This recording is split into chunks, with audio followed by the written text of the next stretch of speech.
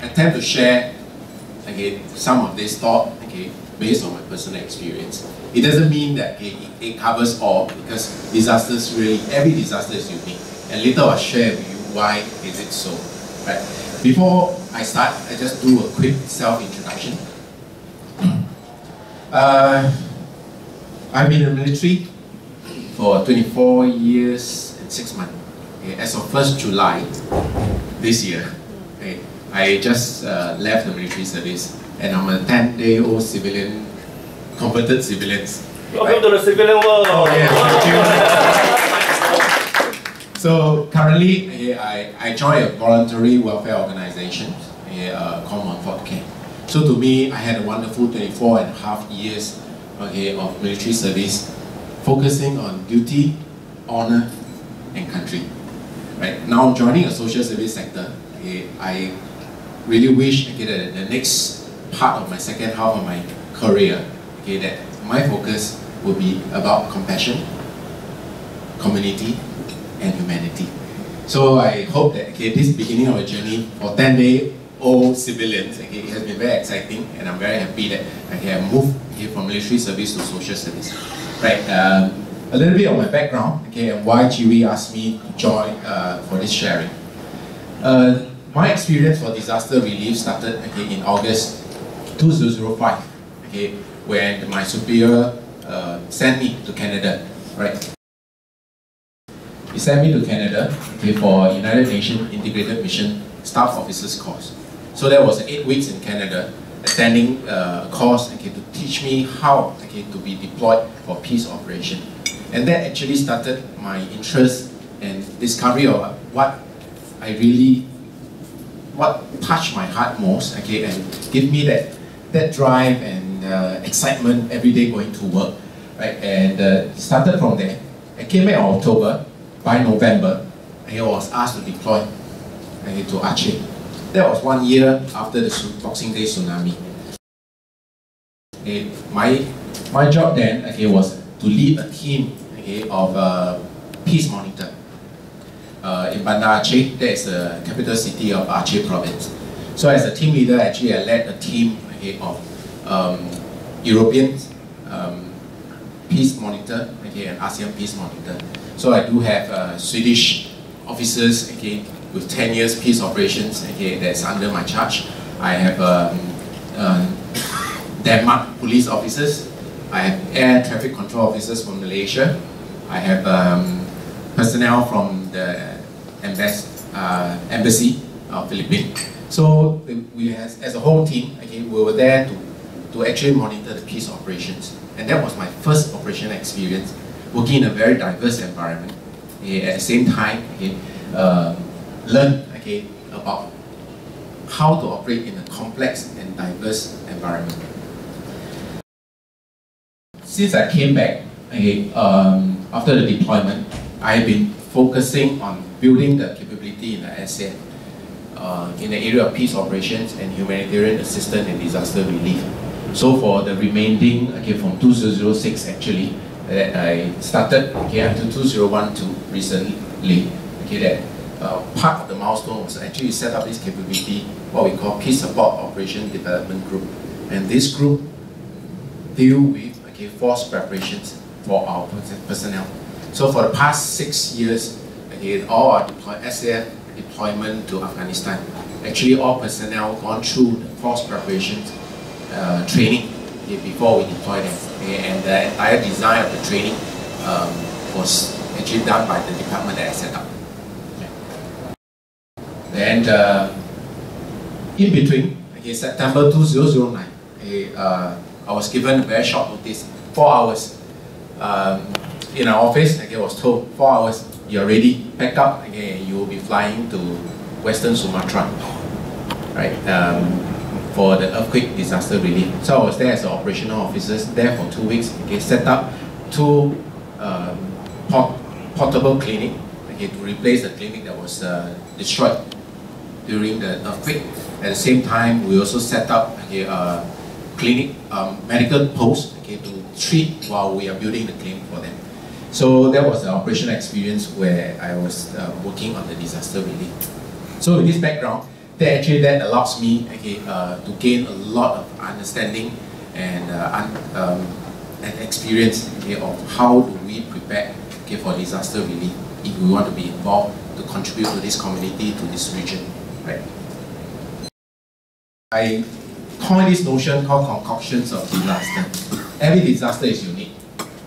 If you notice, from 2004, Aceh earthquake came with tsunami, and there was an internal conflict then. 30 years of internal conflict between the rebels group and the government of Indonesia. So that makes disaster relief even more complex, and you're not sure whether should you be going in. What if you're caught in the line of fire during this conflict? Right. Padang 2009 earthquake, and because it's mountainous, there were landslide. And when I was there, you can see the devastation of the landslide. The entire village just covered by the landslide that was induced because of the earthquake. Haiti in 2010, it was earthquake, and Haiti, literally there's no government. It's a failing state, and there's a lot of internal security issues, looting, riot happening everywhere. So it makes disaster relief even more complex and difficult. Christchurch in 2011, earthquake in the urban city. It multiplied the effects of the disaster.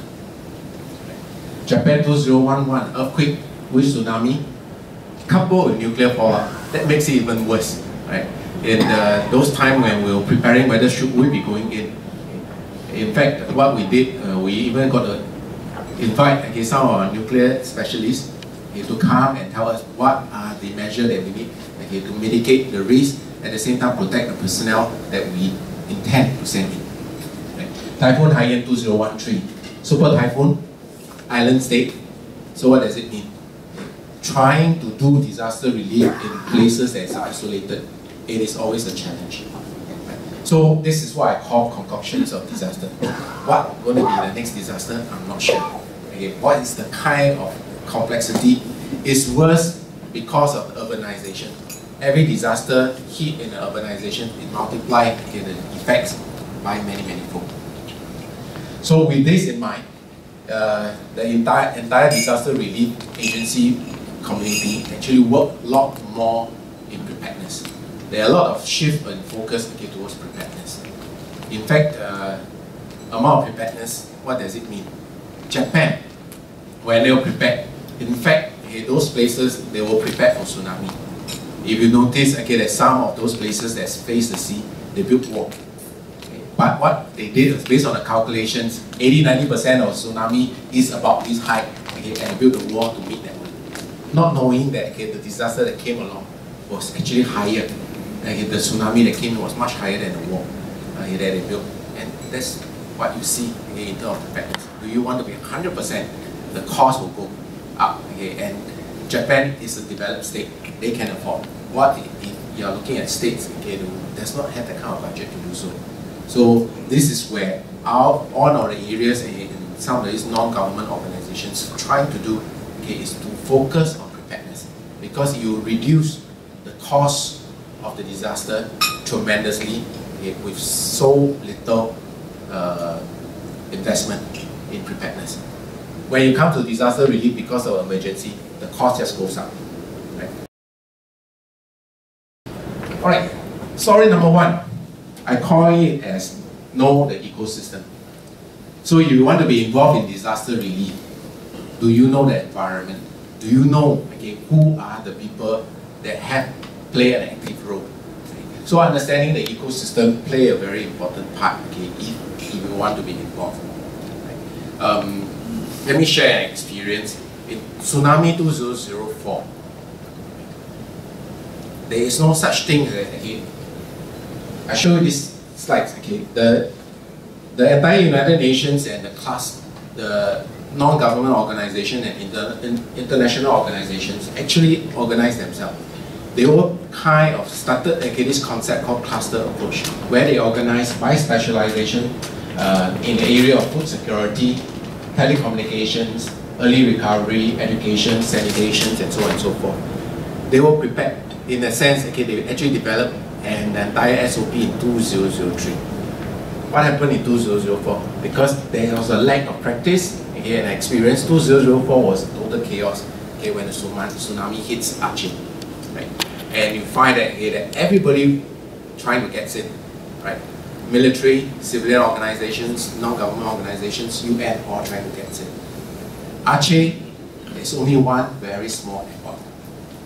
So when everybody trying to get in, okay, aircraft start coming in. So you send in personnel alike goes in to do the needs assessment. It's fine. The aircraft will just take off, okay, and can continue to rotate. What happens is when your aid coming in, okay, it start piling up. When you have an airport that does not have the infrastructure to house some of this stuff, right, it start piling up. What worse, okay, is that those unneeded aid jam up the whole airport. Like for example, okay, if the entire assessment is water, medical, okay, is your priorities. What happens when someone sending tons of clothes coming in? Okay, it jam up, aircraft can't land anymore. Okay, every aircraft comes in, okay, it takes another 2 hours to unload. Okay, other aircraft cannot come in. So in that sense, okay, the organizations, the cluster approach trying to resolve some of this part. At the same time, you find that certain NGOs, non-government organization comes in very fast. They are not okay, the most needed cluster. Right? So who's going to organize and prioritize it? The whole cluster approach, okay, that is advocated by the United Nations was meant, okay, to solve this issue. Right? So 2004 became an experience. Okay, the blessing behind the tsunami 2004 was, okay, it actually expedited the entire process. And later on I shared with you the experience when I was in Padang 2009. It gets much better organized. So in the cluster approach, this is how, okay, the international organizations, the non-government organizations and UN have organized themselves. So today, if we want to be prepared, the questions asked, okay, is in the various states of disaster relief, from prevention, mitigation to preparedness to disaster itself, okay, and how to respond, recovery and reconstructions. Is there a particular phase that you think, okay, that you want to be more involved because of your capability and the resource that you have? So looking at different stage, okay, of the disaster relief, okay, your involvement, you can stay more focused. At the same time, the different, okay, sector from nutrition, logistics, sanitation, water, and so on and so forth, okay, you decide which are the sector that you want to, okay, and you will know subsequently when it comes to networking, okay, that the partners that you need to work with. Okay. So know the ecosystem, okay, and Tsunami 2004 actually expedited the entire process of this development and actually allowed the entire international community to understand the importance of getting themselves organized. Okay. Second part, know yourself. At the same time, know your culture. I shared an experience in Japan 2011. Right? In the past, we have a number of disasters, okay, in Indonesia. Okay. When we were preparing for Japan tsunami, one of our mental model was, okay, that it is food, it is medical. The answer was correct. Okay. But what food, what medical? It's very interesting. Especially in Singapore, when you send our doctor, okay, to Indonesia, you set up a medical post flying a Singapore flag. Okay. Then you set up another medical post flying maybe another country flag. It's very interesting to see, okay, that there is a long queue in Singapore medical post. Okay. And there are some medical posts, there is nobody goes. Okay. So in that sense, okay, when our doctors go to, for example, in Indonesia, it is very welcome. Okay. And everybody will just want to go to see the doctor because you choose, anyway, both are free medical advice, okay, you choose the best. Right? But when we offered, okay, in the Japan's 2011 tsunami, we offered, can we send our doctors? The answer from the Japan government was, no. We have more than enough doctors there. Right? Second thing, okay, when we spoke to some of our personnel that was trained in Japan, say Japanese don't trust foreign doctors. Right? First, okay, I'm not sure whether do you understand my Japanese. Okay. And if I explain to you my conditions, you don't understand, you diagnose wrongly, what will be the consequence? So in that sense, the culture is very different. Second thing, okay, understanding the culture, also, we learn one thing, okay, that was my experience when I was talking, okay, to the previous CEO of Mercy Relief, our one and only local non-government organization. We learned that, okay, that in Japan tsunami, they are very particular about what they eat. So if you, let's say now you bring in some Western meal ready to eat, they may not choose, okay, they may not want to eat that. So we learned, okay, Mercy really what they did was, okay, that actually they prepared meal ready to eat, those packets, okay, that can last for a long time, okay, and those packets, okay, that you just peel it off and ready to eat. Okay, what is inside? Red bean soup, porridge, okay, and that is Japanese diet. So in that sense, it is important, okay, that you understand the culture. I was observing one of the volunteers training in one of these more of a faith-based, okay, organization. Quite interestingly, when you start talking about how do we, okay, use the resource that we have gathered, okay, for disaster relief, there are volunteers who say that, you know, it is more economical, okay, to build long houses, right? And you build houses that can contain many people, okay, for disaster relief. That is the best way, okay, to make sure that you have a prudent and efficient use of the resources. It sounds right from the economical sense, okay, but not every community in this region stay in a very communal manner. A long house may be suitable for maybe, let's say, Sarawak, okay, but it doesn't mean that it's suitable in the places like Aceh, because they doesn't live in that manner. So when you build houses that nobody wants to stay, what does it mean? It's even more wasteful. So understanding the culture becomes very important, and that is also understanding what kind of capability can bring forth, okay, to provide, okay, and be focused and bring relevant capability, okay, to those disaster areas by understanding the culture. And one of the best ways, okay, if you encounter, okay, and you prepare for this, okay, it's always good, okay, to bring in people who understand the area, understand the people, okay, to provide you that cultural sensitivities and understanding before you talk about, okay, how do you do precision relief. When precision relief is not just about bringing it to the right place to the right person. You're going to make sure that you bring the right thing, okay, to the right place for the right people. So knowing yourself becomes a very important part of this. Final part is about networking. And let me share the final stories, okay, before I end this session. And talk about, okay, I was told 4 hours, okay, to prepare to leave. Quite interestingly, after 2 hours, okay, we spent 1 hour of planning, 1 hour we went to the warehouse to collect the equipment, okay, that we need to bring along. Then I have to rush home. So I need to call my wife, okay, told my wife, please prepare, you know, all my personal belongings because I'm flying off once I reach home. By the time I reach home, I have to make a choice because I don't have enough time in order for me to reach there. I got to decide whether should I be having my dinner, okay, or take a shower. I cannot have both. So I decided, okay, that I took my dinner. I regret it. For the next 2 weeks, I only bathed once.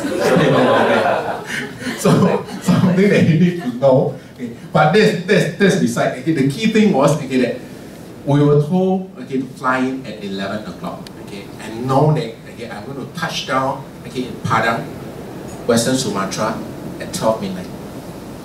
And my first report to send back to the country is to be done within 6 hours. So how do I do need assessment? Why do I need to send back in within 6 hours? Because the plan, okay, is that the first disaster attachment that goes in, based on my recommendations, is planned to reach Padang by 12 noon. So my report has to go up, they're going to configure it, okay, if my report is different, my recommendation is different from what they're preparing. So in that sense, from 12 midnight to 6 a.m., how do I do need assessment? I have problems. Tune up, I have no drivers, Okay, where can I go? Where do I find out information? This is where networking comes in very important. On the way back, when I decided to have dinner, pack up my stuff, my friend drove me to Paya Lebar Air Base. First thing I did was, on the way there, I made 2 phone calls. Okay. One phone call was to UN OCHA, because I have a friend there. Okay. I called him. Right. Interestingly, he said, oh yeah, I'm not in Padang. Because you remember in the Padang earthquake 2009, just prior to that, Vietnam, Philippines actually has flood. Right? So he was in Philippines dealing with the flood situation there. But was very useful. He said, don't worry, my friend is there. I give you his contact number. So I got a contact number, and very interestingly, this guy was previously worked in Singapore Civil Defence Force. Then after that, he was actually got a job in UN OCHA, Office Coordinations for this humanitarian affairs. Right. So another fellow Singaporean actually running the entire operations together with the governor of Padang province. Right. So I got a contact. I fixed up a meeting. 12 midnight. Said I'm touching on 12 midnight. I'm going to meet you at 1 a.m. Right. I made another second call was to the civil CEO of Mercy Relief. Good thing he was there. He was there about a day before. So he said, can I meet you at 12:30? I need you to tell me all the information. So without moving out, by 12 midnight, I actually arranged 2 meetings through the network that we had for the past few years of conferences, seminars that we did, that we actually managed to work through and fix up 2 meetings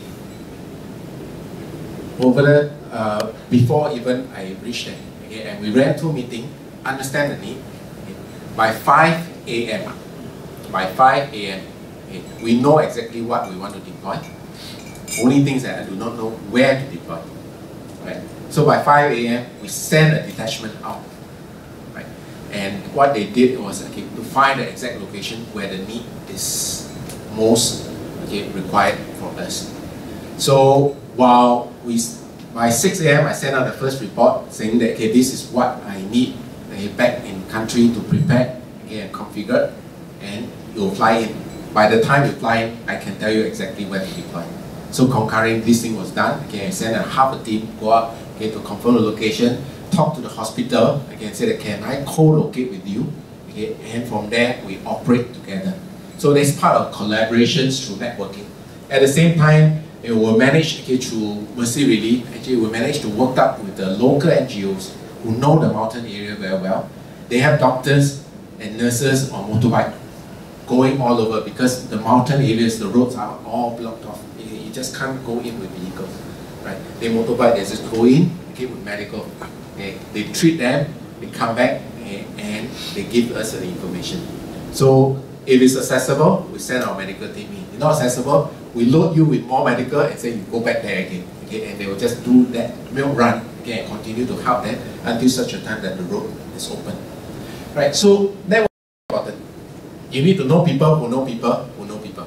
And that allows you to provide your inroad towards a more precision disaster relief. So what does it mean?